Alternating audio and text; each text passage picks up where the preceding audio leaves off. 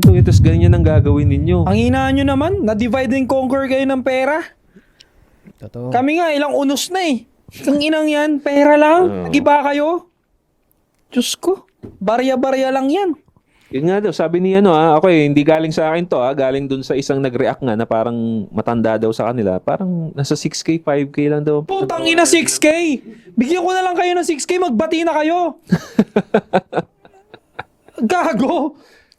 2 araw, 1 araw ko lang yan, pre. Hmm. The fuck? 6K di pa arrange tapos na yung kayo. isang araw. Oh, 1 week ko, Tangina, putang ina, bigyan ko na lang kayo.